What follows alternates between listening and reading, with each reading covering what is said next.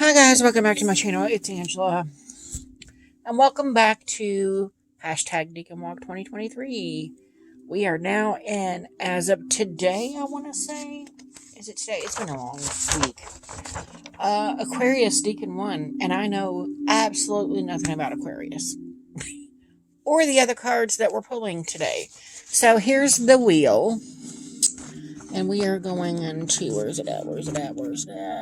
Aquarius. And it is a fixed sign. It is an air sign. And starts today. Where am I at? January 20th to the 29th. And the Five of Swords is the card that represents Aquarius Decan 1. I pulled this card before, but after reading T. Susan Chang's book, The 36 Secrets about the Decan Walk, I've never pulled it in the context that she's talking about because of other cards around it or oracle cards I pulled with it. Basically, it's a card of winners and losers. Somebody's got to win, somebody's got to lose. And he's almost like he's having a smug victory here, not realizing these other people are just devastated that they've lost something. And that was in the book. So I just found that interesting. Let me go back to it in the book. Winners and losers is what she describes this chapter. He is the Lord of Defeat. And the Aquarius sign is the star in the tarot.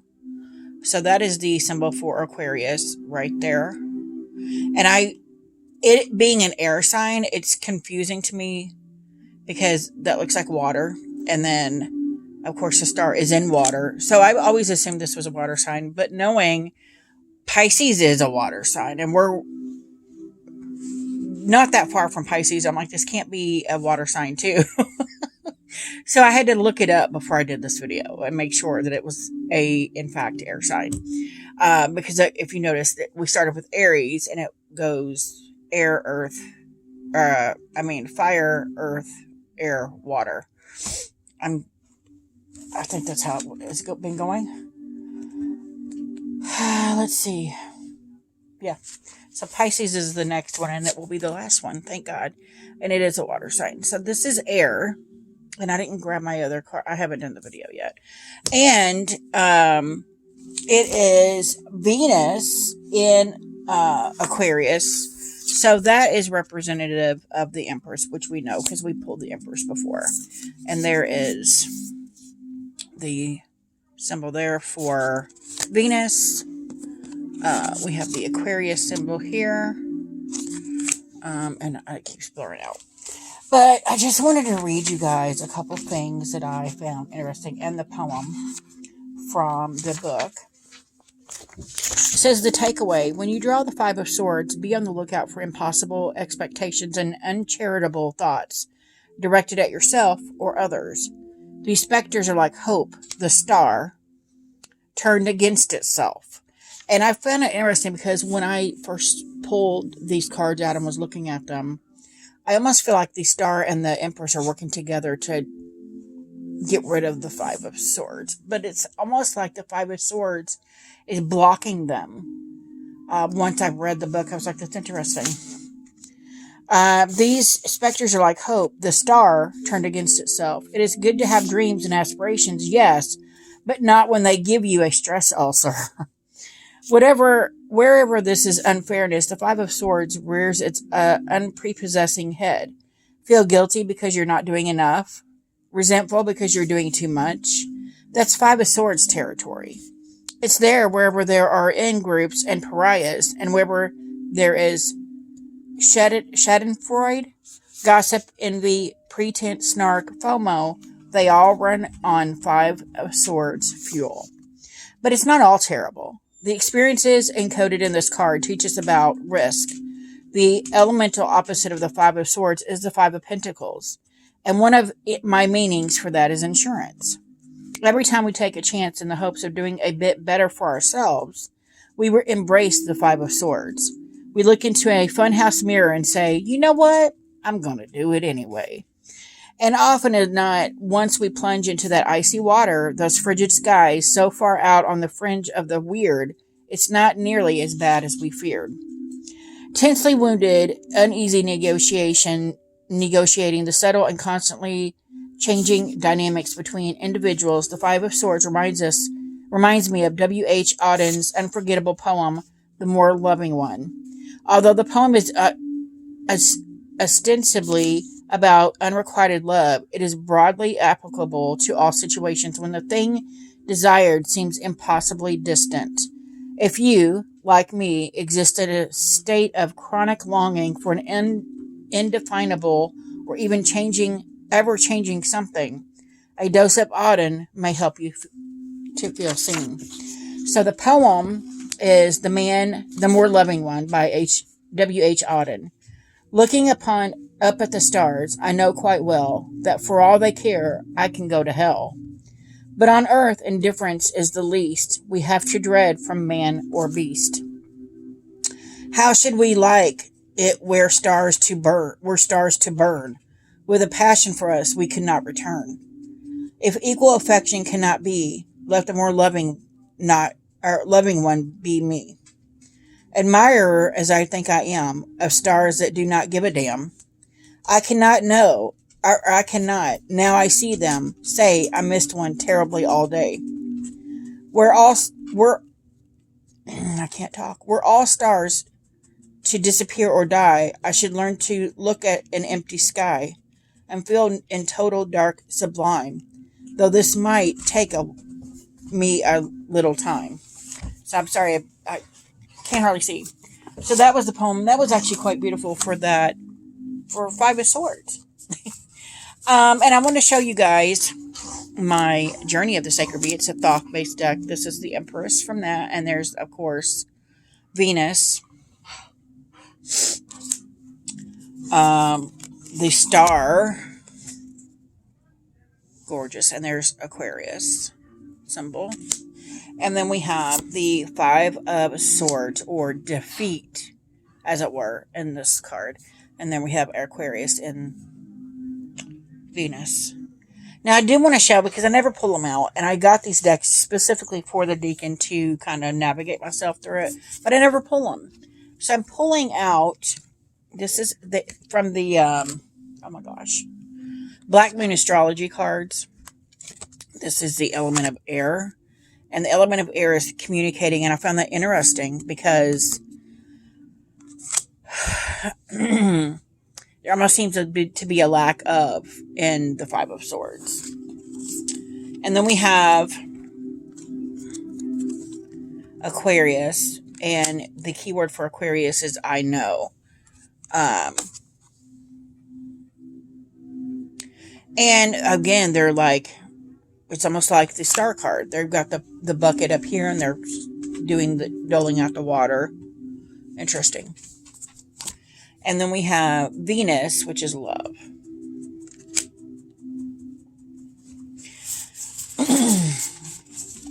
And then I have from my astrology, Heavenly Bodies astrology card.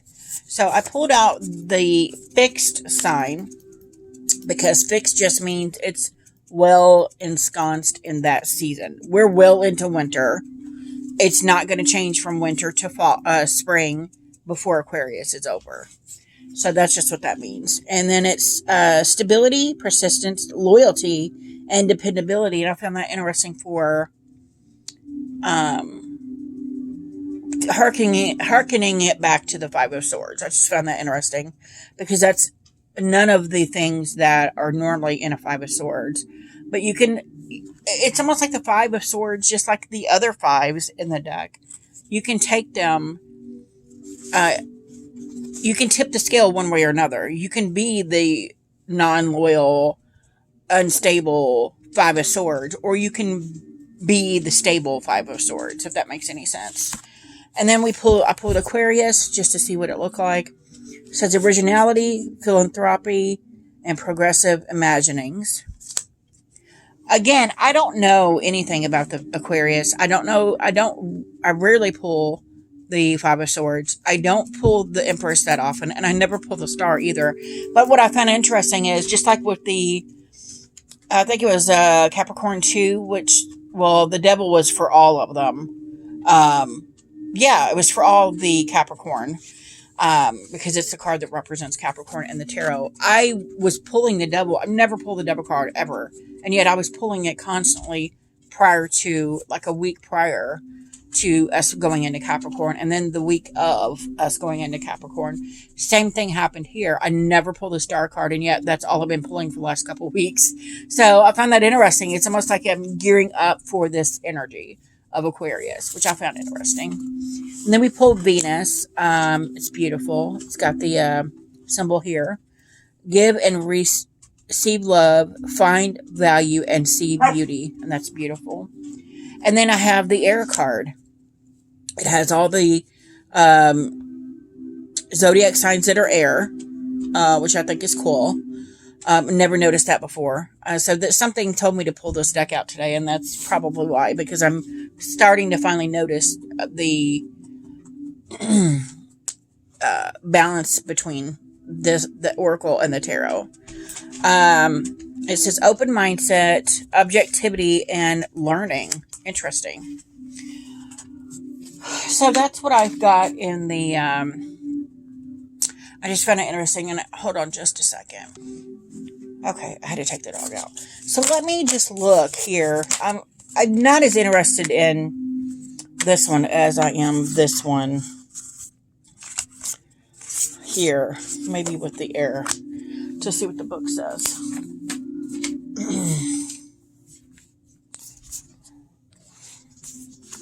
Let me see. Oh, and I've marked spreads in here. I didn't realize there were spreads. See? Okay. There's Aquarius in the book. And Aquarius are free-spirited folk who live in a progressive world of ideas. They march to the rhythm of their own drum and have an innate quirkiness about them. With a humanitarian spirit, they are aware of the strengths, weaknesses, joys, and sorrows of the collective. Transmuting their social perceptions into utopian ideas, their imaginings are filled with radical, forward-thinking beliefs of how to heal mankind. These are groundbreaking inventors, impassioned. I cannot read these. Impassioned. I can't read that word. And everyday seekers, all working to push humanity forward. Modern astrology links Aquarius to revolutionary Uranus, as both energies hold a torch for inner truth, equality, and freedom. However, prior to Uranus's discovery, hard-edged Saturn was the original planetary ruler. And while Saturn may feel like a stale partner for this bohemian force, it speaks to the discipline Aquarius upholds around idealistic beliefs. It can even become aloof, dogmatic, and authoritarian if it over-identifies with a movement. Interesting. So they're the radicals, the soapbox people. I'm not saying anything bad. I'm not trying to one way or another say that's the horrible, because we need those people to make change. So I found that interesting, because I'm a Virgo. I'm not brave enough to go out and do those things. I'm very much a hermit. So I find that interesting. That's a connection I can make with Aquarian people, which I don't, like I said, I don't know any. Energetics, originality, progressive imaginings, experiences, humanitarian concerns, discipline around idealistic beliefs, philanthropy. Shadow, dogmatic, aloof, detached from reality. So I can see that now, because they can become so attached to a forward movement of thinking the wrong way, that they think they're just, I know I'm right, and they're going about it the wrong way. Interesting. So that could be a shadow aspect. Omen, you are the holder of a beautiful gift, meaning you have the potential to be of great service to your community or humanity at large. More than a skill or talent, there is a special quality you bring to this world. It's effortless and innately yours. You may be a deeply compassionate listener or a radical advocate against social injustice. Whatever it is, when you're in the embodiment of your gift, you'll feel lit up because you're in alignment with your spirit. And by stepping into your authenticity, you help raise the collective. There is a perfect place for everyone. I love that. I need to start reading that more. I should have went back and read Virgo. But this is illustrated by Lily Ashwell. It's a gorgeous deck. I never use it. I need to get it out more. But that is what I have. For some reason, because I never associate with the Five of Swords, when I saw that it was the Empress and the Star, I'm like, interesting, because there's a lot of female energy there, but there's this one male presence, like, kind of blocking it. And I don't, like I said, don't know anything about Aquarius. I never pulled the Five of Swords. I really wanted to kind of deep dive in the astrology part of this instead of the tarot part of it. And I've found some interesting connections there that I didn't see before. So that's why I'm doing this Decan, right? Anyway, if you guys have any questions, comments, concerns, don't hesitate to comment below. If you like this video, give me a thumbs up. If you want to see more, please subscribe. And don't forget to hit that notification button so you're alerted to any future videos. This was a follow-up, or, I've been following Marlene Theresa's Decan Walk. This was Aquarius Decan 1. She has done her video. I have watched it. I have not done the spread yet, which I will probably do tonight or tomorrow and upload that for you guys to see. And I will link her video below. And you guys have a good night. Bye.